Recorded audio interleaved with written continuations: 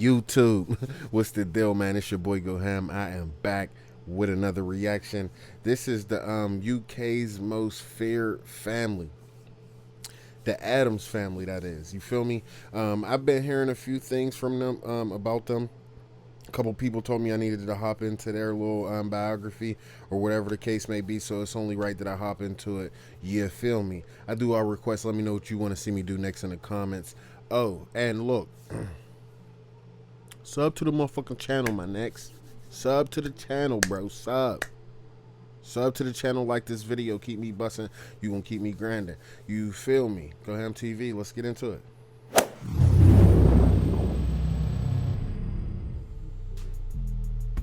Hello and welcome to the Kingpin Crime YouTube channel. Today we'll be looking at an organisation run by three of the most feared brothers in Britain, a notorious family linked to 25 murders during a 30-year reign of terror. 30-year reign of terror, known for 25 murders. Bro, how you get away for 30 years and 25 murders? They were known as the Clerkenwell Crime Syndicate, the Addams Family Crime Organisation, or the A-Team. Firstly, we will focus on the crimes committed and the key moments for the gang, then the individuals involved to highlight their personal underworld involvement. Terry Addams, along with Tommy Addams and Patrick Addams, were born to Irish parents, along with 8 other siblings who grew up in Barnesbury, Islington. During the 1980s, the brothers formed the Syndicate with Terry as the leader, Tommy as the financier and Patrick the enforcer. The organisation was based in Clerkenwell, while Terry Addams still lived in Barnesbury. The gang later expanded to include some of the other members of the Addams family and close childhood friends.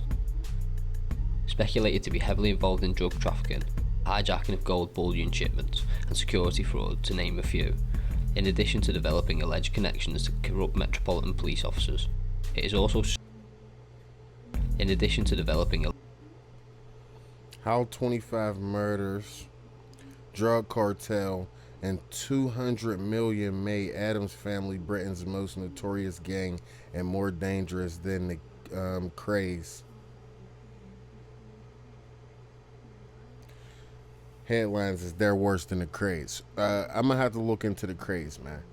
I'm gonna have to look into the Krays because well, they saying they're worse with the Krays, but if they even comparing them, then I know that the Krays is definitely lit. I'm gonna look into that. alleged connections to corrupt Metropolitan Police officers. It is also suspected that they may even have had a British Conservative MP in their pocket. Rival gang members seem to be the main opposition for the gang, however, with one altercation leading to the shooting of Mad Frankie Fraser of the Richardson gang in July 1991. The shooting was said to have been ordered by the Addams family, though Fraser himself said he had been targeted by rogue police officers. The family is believed to have connections with various crime organisations, notably South American drug cartels. Tommy Addams was imprisoned for money laundering and a drugs plot that was described as not having been sanctioned by his brothers. During an 18-month bugging operation by MI5, Terry Addams was recorded speaking about his brother bluntly, suggesting that in 1998, meetings between them were kept to a minimum. The failure of police to secure convictions against them had led to belief that they had undermined the justice system to become untouchables. Police, Crown Prosecution Service staff and jurors were reportedly bribed and intimidated, leading to not guilty verdicts against the gang members. Boy, if you could bribe lawyers and jurors, and if you could do bro, if you could do all that, you fucking got it. Like, the Addams family had pull. Motherfuckers ain't even testifying just off of the fact that they scared. Like, usually, like, I mean, that's true in some cases, but I know a lot of motherfuckers, they're telling you even quicker just because they already scared.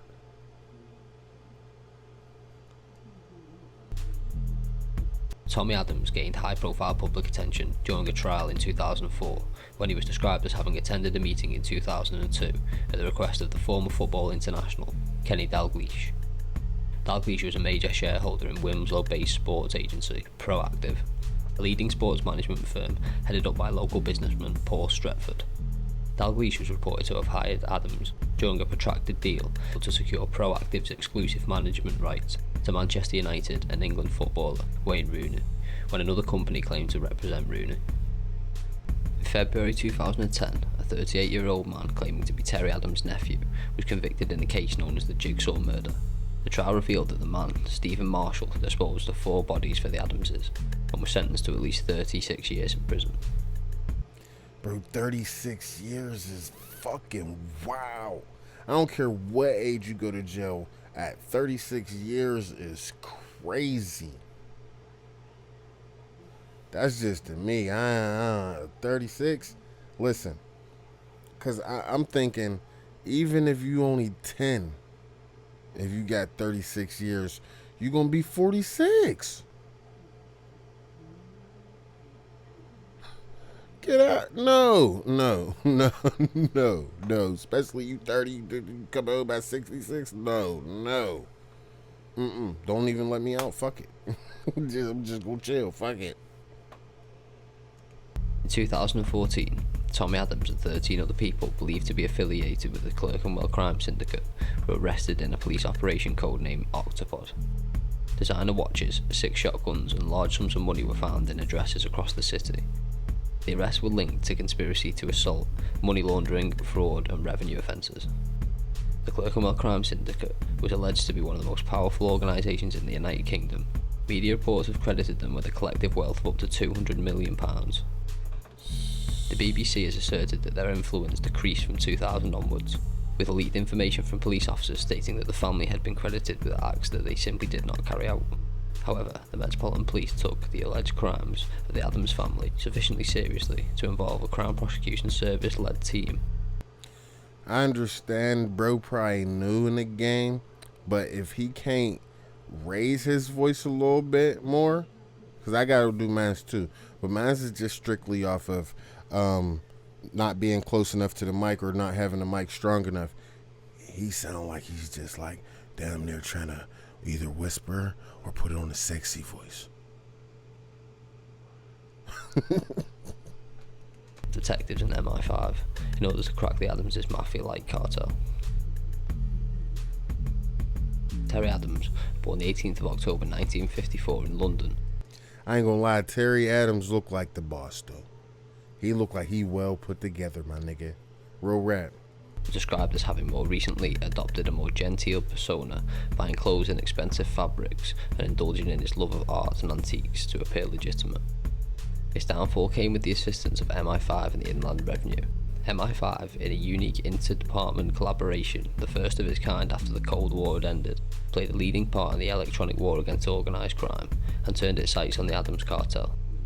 Setting up a secret squad to dismantle the organisation, they occupied an anonymous Hertfordshire address on the busy Boy, setting up a secret squad.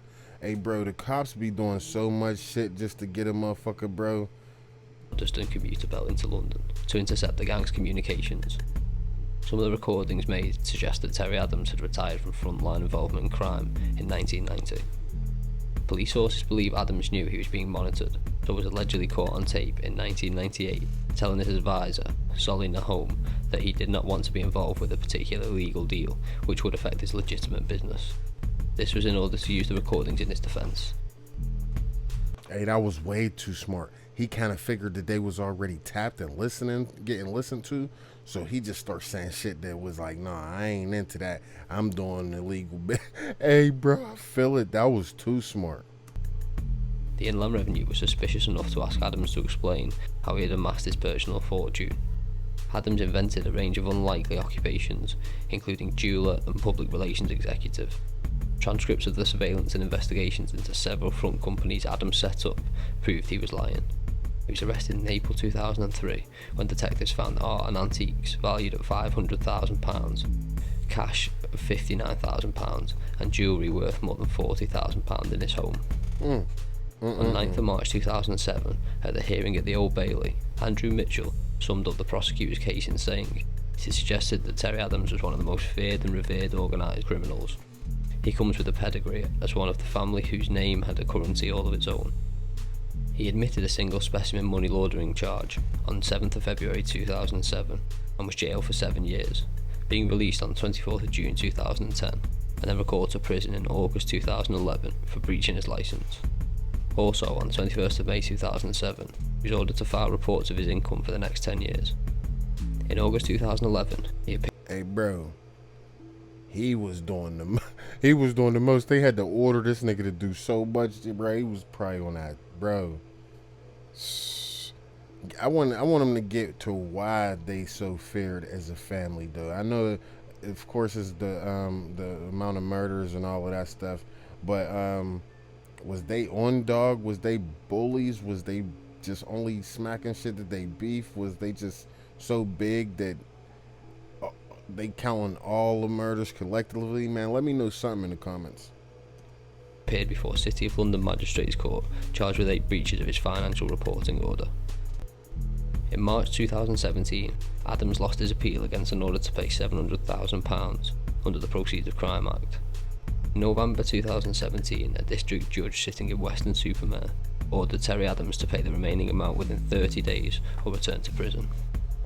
In December 2017, Adams repaid the entire confiscation order of around £725,000, despite his repeated claims of poverty. In February 2019, media reports suggest that Terry Adams and his wife were living in a housing association flat. Later that month, however, he paid back an additional £50,000 to Westminster Magistrates Court. Due to paying his debts, he is still a free man, though there has been rumours further prosecutions may be imminent. Tommy Adams, born in 1958. Let me know. Do y'all think who y'all think the hardest in the family is? Who the most gangster in the family? In London, he's allegedly financier for his brothers Terry and Patrick. A married father of 4, he still has a home near the family's traditional Islington base, but was understood to be living in Spain before he was jailed in 2017. Tommy Adams is suspected of establishing connections to other international criminal organisations, including numerous Yardie gangs, as well as gaining an £800 million credit line from Colombian drug cartels. In 1998, damn! Now that's a load right there. Ain't no way. Adams was convicted of masterminding an £8 million hashish smuggling operation into Britain and was jailed for 7 years. At trial, He only did 7 years for all of that, though. That, bro. He's blessed for that. That's crazy. Operation into Britain and was jailed for 7 years. At trial, he was also ordered to pay an unprecedented £6 million criminal assets embargo, or face an additional 5 years imprisonment. On appeal, the criminal assets embargo was later reduced to £1 million, largely due to the CPS not having sufficient material evidence, bank accounts and traceable assets to verify Adams' criminal wealth. Bro, this is really deep, though. Like, I figure I was doing a decent job at the beginning and shit, you know, trying to keep up with the flow of things and, you know, a decent amount of pauses and shit like that. But I don't even feel like fucking pausing it because I just keep wanting to hear the story, the more and more of the story. Like, bro, they was on they shit, bro. Adams' wife, Andrula, paid his £1 million criminal assets embargo in cash just 2 days before the Crown Prosecution Service deadline. Tommy was further convicted of money laundering and sentenced to 7 years in prison in 2017 after a number of significant criminal cash seizures were linked to him. Patsy Adams, born 2nd of February 1956 in London, gained an early reputation in London's underworld by using high-speed motorcycles in gangland murders and was suspected in at least 25 organised crime-related deaths over a 3-year period. He was sentenced to 7 years in prison in the 1970s for armed robbery.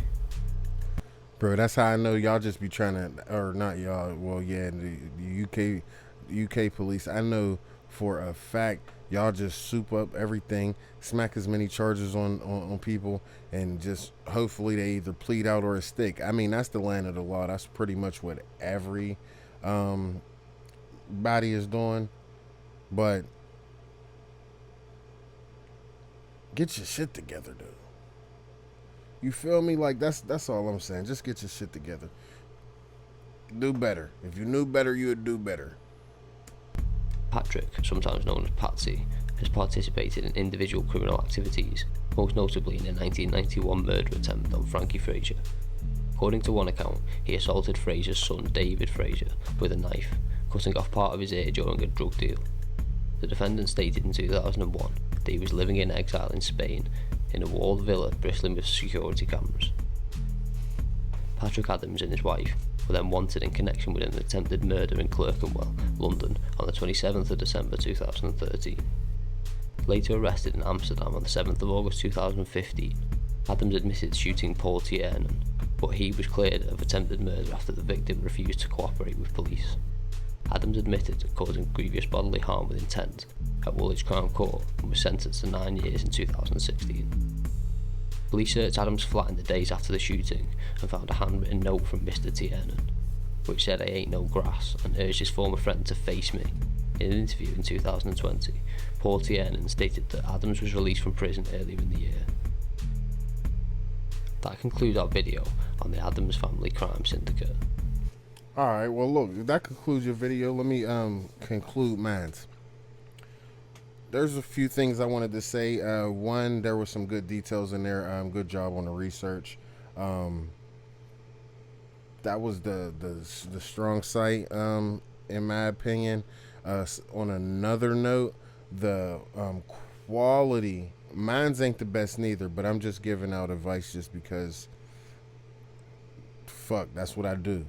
But no, like the quality, it was decent quality, but it's either you got to record with your vocals louder or turn your vocals up a little bit more.